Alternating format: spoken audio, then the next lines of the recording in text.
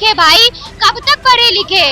आखिर ट्रांसपेरेंसी होगी तभी तो सफल होंगे। चुके हैं, मेरा थर्ड अटेम्प्ट है, ठीक, फिर भी मेरा एग्जाम अच्छा गया। मेरे को मेंस की तैयारी करनी चाहिए थी, लेकिन खुद से संतुष्टि नहीं हो रही है। पूरे बिहार की परीक्षा दोबारा लागू हो। दोबारा हम लोग चाहते हैं कि रीएडमिशन हो, क्योंकि 4,80,000 परीक्षार्थी चाहते हैं। एक बार एग्जाम लीजिए, फेयर तरीके से एग्जाम लीजिए। जो काबिल बच्चे हैं वो एसपी डीएसपी जरूर बनेंगे। कैसे रोड पे भटक रही है, ऐसे रहेगा तो अधिकतर तो सीट खरीदी जा चुकी है ना, तो हम लोग को मिलेगा क्या?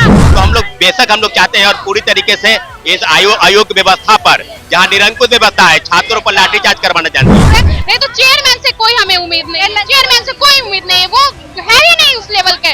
वो पद छोड़ दे, वो नहीं है उस लेवल के, उनसे कोई उम्मीद नहीं है। वो बहुत खराब लग रहा है कि ये चीजें ऐसा हो रहा है हमारे बिहार में जी, क्योंकि वैसे ही लड़कियों को बहुत जो बात है कम मिल रहा है टाइम, और ऐसा चीजें देख के तो वही हमको लग रहा है। सरकार बोलते हैं बेटी बचाओ बेटी पढ़ाओ, हम लोग स्टार्टिंग से ही एग्जाम को लेके चीजें किए हैं। एग्जाम से पहले आप देखिए, अभी हमारी मौजूदगी जो है वो पटना के गदरी बाग में है और यहाँ जो है बीपीएससी के अभ्यर्थी आए हुए हैं।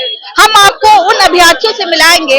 ऐसे तो सभी मेहनत करते हैं, लेकिन खास करके अगर बात करें बेटियों की, तो लड़कियों को जो है कम वक्त मिलता है लड़कों के हिसाब से, क्योंकि उनको कहा जाता है कि अगर आपने पढ़ाई करके आप पढ़ाई को क्लियर नहीं कर, परीक्षा क्लियर नहीं कर पाई, तो एक ऑप्शन बचता है शादी का। शादी करवा दी जाती है। हमारे साथ वैसे ही लड़कियां हैं। लड़कियों को कितना मेहनत लगता है। आप लड़के हैं, लड़कियों को वैसे भी बहुत कम वक्त दिया जाता है। कहा जाता है कि अगर पढ़ लो, पढ़ाई में सफल नहीं हुई तो शादी करवा दी जाएगी। इस पर क्या कहिएगा? इतनी तकलीफ हो रही है। यहाँ आने के लिए भी हमें मना किया गया था। ऐसा बात नहीं, बिल्कुल ये सब में पेरेंट्स अलाउ नहीं करते हम लोग, लेकिन फिर भी हम लोग आए ये सोच के कि नहीं भाई हमारे भविष्य की बात है, हमें न्याय चाहिए तो उतरना तो पड़ेगा। मैं इसलिए बेटियों की बात कर रही हूँ, लड़कियों के बारे में, क्योंकि लड़की एक हम भी है। लड़कियों को बहुत शिक्षण दिया जाता है कि नहीं ये मत करना, ये नहीं करना, वो नहीं करना है। आप मेहनत करती हैं, मेहनत करके अकेले दम पर पढ़ाई करती हैं, अब पता चलता है कि जिसमें सफल होने के लिए गई थी वो पेपर ही कैंसिल हो गया। कितनी दुख की बात है और कितनी चिंतनीय बात है। ये सरकार को सोचनी चाहिए कि हमारे लिए जो सबसे बड़ी दुर्घटना है ये कि हमें ऐसे करना पड़ रहा है। बार बार एग्जाम किसे देना अच्छा लगता है? एक बार एग्जाम लीजिए, फेयर तरीके से एग्जाम लीजिए। जो काबिल बच्चे हैं वो एसपी डीएसपी जरूर बनेंगे। परिवार की तरफ से क्या आपने कहा कि पेपर कोई बात नहीं, तुम मत जाओ, पढ़ो लिखो। हम बोले कितना पढ़े लिखे भाई, कब तक पढ़े लिखे? आखिर ट्रांसपेरेंसी होगी तभी तो सफल होंगे। कल को आप ही कहोगे कि नहीं हो गया, अब नहीं वक्त दे सकते हैं, अब नहीं दे सकते हैं। तो अगर आज हम अपने हक के लिए नहीं उतरेंगे तो कल तो आप ही लोग कहेंगे ना सामने आके कि अब टाइम नहीं है। हम हमारों के ताने सुन के, अफरोज के ताने सुन के बिल्कुल, और आज हम अपने हक के लिए ना उतरे तो ये तो गलत बात है। नीतीश कुमार बात करते हैं महिलाओं की, लड़कियों की, क्या कर रहे हैं पता नहीं। नीतीश कुमार कहाँ है पता नहीं वो क्या कर रहे हैं। हमारी बातें सुननी चाहिए, हमारी मांगे सुननी चाहिए उन्हें। नीतीश कुमार को उम्मीद है। बिल्कुल उम्मीद है, बिल्कुल उम्मीद है। हाँ। आप कहाँ से आई हैं? मैं सिवान से आई हूँ। सिवान से आई हैं? हाँ।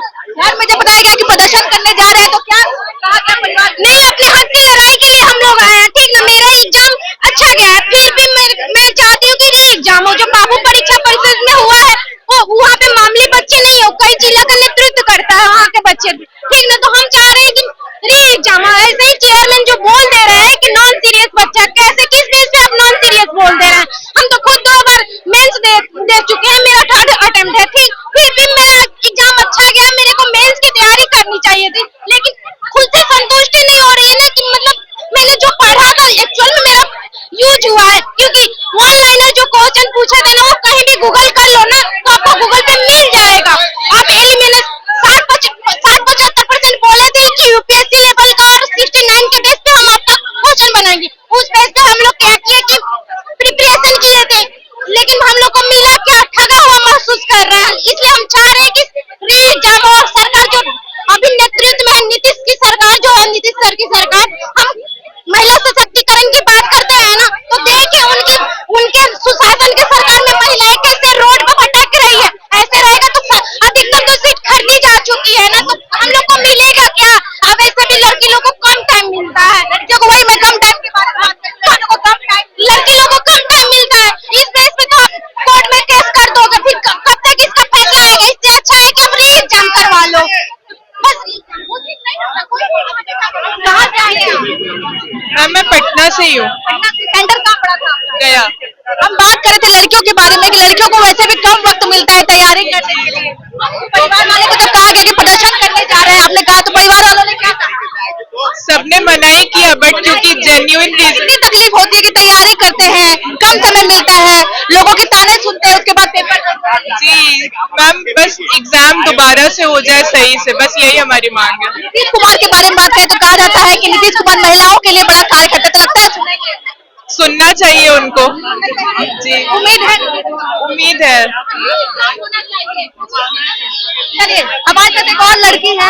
लड़कियों के बारे में कहा जाता है उनको बड़ा कम वक्त मिलता है, क्योंकि जो है समाज के ताने सुन के, आसपास के ताने सुन के उनको कहा जाता है कि अगर इसमें सफल नहीं हुई तो जो है शादी करवा दी जाएगी। उसके बाद इतना ताना सुन के जब तैयारी करते हैं और जब सफल नहीं होते तो कैसा लगता है? बहुत खराब लग रहा है कि ये चीजें ऐसा हो रहा है हमारे बिहार में जी, क्योंकि वैसे ही लड़कियों को बहुत जो बात है कम मिल रहा है, और ऐसा ये चीजें देख के तो वही हमको लग रहा है सरकार बोलते हैं बेटी बचाओ बेटी पढ़ाओ। कुमार के बारे में कहा जाता है कि महिलाओं की बड़ी सुनते हैं। हाँ बहुत सुनते हैं, तो मुझे तो ये लग रहा है कि इसमें सुनेंगे वो, नीतीश कुमार तक बातें नहीं पहुंच रही, इसी कारण नहीं सुन रहे। नहीं तो चेयरमैन से कोई हमें उम्मीद नहीं है, चेयरमैन से कोई उम्मीद नहीं है, वो है ही नहीं उस लेवल के, वो पद छोड़ दे, वो नहीं है उस लेवल के, उनसे कोई उम्मीद नहीं है। वो शुरू से हम लोगों को भ्रमित करके रखे हैं, शुरू से हम लोग स्टार्टिंग से ही एग्जाम को लेके चीजें किए हैं। एग्जाम से पहले आप मेंटली हम लोगों को टॉर्चर कर दिए, मानिए तो आप नॉर्मलाइजेशन के लिए हम लोग प्रोटेस्ट किए हैं वहां पे भी आके, उसके बाद जाके एग्जाम देने गए तो आप लेवल देख लीजिए क्वेश्चन का कितना घटिया किए। हम लोगों को बोले कि आप लेवल बहुत हाई करेंगे, उसके बाद ऐसा लेवल का क्वेश्चन पूछ दिया, उसके बाद उसमें भी ग्रुप में लोग बच्चे एग्जाम दे रहे हैं, कैसे हम लोगों के साथ फेयर होगा? आप ही बता दीजिए। मेरा फर्स्ट अटेम्प्ट में, मेरा वो 1 साल भी नहीं हुआ है तैयारी का। साल मेहनत कर रही है। हाँ एग्जाम कहाँ पड़ा था? मेरा एग्जाम जो है समस्तीपुर डिस्ट्रिक्ट में रोसड़ा में पड़ा था एग्जाम। हाँ फैमिली के साथ गई या अकेले? नहीं, मैं अकेले गई थी। अकेले गई? हाँ इतनी मेहनत करके अकेले गई आप? हाँ पेपर ही लीक पेपर ही लीक हो गया, वही ना, और 1 साल का जो मेहनत था वो भी चला गया वेस्ट। उसी के लिए हक के लिए, अपने हक के लिए लड़ाई लड़ने के लिए आज रोड पे आए हैं। हमारे साथ जो है छात्र नेता सौरभ है, क्या कहेंगे? लगता है एग्जाम होगा। देखिए 4,80,000 परीक्षार्थियों के सवाल पर जो आयोग निकम्मी आयोग जो छात्रों को प्रश्न पत्र देने में नाकाम सिद्ध हुई है, पूरी तरीके से भ्रष्टाचार में लिप्त रवि परमान मनु भाई को हटाने की मांग करते हैं और आग्रह करते हैं माननीय मुख्यमंत्री जी से कि पहले भी आपका हस्तक्षेप हुआ है छात्रों के हक में, हम लोग के हक में, इसलिए बापू सभागार परिसर के परीक्षा केंद्र ही नहीं पूरे बिहार की परीक्षा दोबारा लागू हो। दोबारा हम लोग चाहते हैं कि रीएंशन हो, क्योंकि 4,80,000 परीक्षार्थी चाहते हैं कि उनकी जो मनोदशा है, क्योंकि सामान्यकरण को लेकर जो क्या विवाद था उस विवाद को आप हल नहीं कर पाए, लाठी चार्ज करवाने के बाद आपने प्रेस नोट जारी किया है, तो हम लोग बेशक हम लोग चाहते हैं और पूरी तरीके से इस आयोग व्यवस्था पर, जहां निरंकुश व्यवस्था है, छात्रों पर लाठीचार्ज करवाना जानती है, पूरी व्यवस्था के लिए हम लोग प्रतिबद्ध हैं। कहा जा रहा है कि चेयरमैन जो है वो तानाशाही कर रहे हैं। बिल्कुल तानाशाही है, आज व्यवस्था ऐसी नहीं बनी है। आपने सामान्यकरण को लेकर एक प्रेस नोट जारी नहीं किया, और जारी कब किया? जब छात्रों पर लाठीचार्ज हुआ 6 दिसंबर को रात में। पूरी तरीके से क्या हम लोग को अधिकार नहीं है? क्या सामान्यकरण को लेकर एक सवाल नहीं था जो आपको लागू करना चाह रहे थे? शिक्षकों के साथ आपने मीटिंग क्यों की? इसका जवाब आप दीजिए। आप छात्रों के साथ आपने मीटिंग बुलाई थी, लेकिन आपने नहीं की, क्यों नहीं की? पूरी तरीके से इस व्यवस्था में छात्र बापों की स्थिति में रहे, और लगातार इस तरह का विवाद रहा कि हम डबल शिफ्ट में क्वेश्चन कराएंगे, नॉर्मल शिफ्ट नहीं रहेगा, तो इस तरह की व्यवस्था कैसे बनी? आप प्रश्न पत्र लोग को दे नहीं पाए, 12:30 बजे तक, कोई 12:45 बजे तक आप प्रश्न पत्र दे गए। क्या व्यवस्था ऐसी बनेगी? और उल्टे छात्रों पर लाठीचार्ज कराना चाहते हैं? हम लोग चाहते हैं कि ऐसी भ्रष्ट व्यवस्था, ऐसे आयोग के चेयरमैन को तत्काल पद से हटाया जाए, और पूरी व्यवस्था जो है मुख्यमंत्री जी समझ रहे हैं, और मुख्यमंत्री जी से ही आग्रह है कि व्यवस्था ऐसी बने और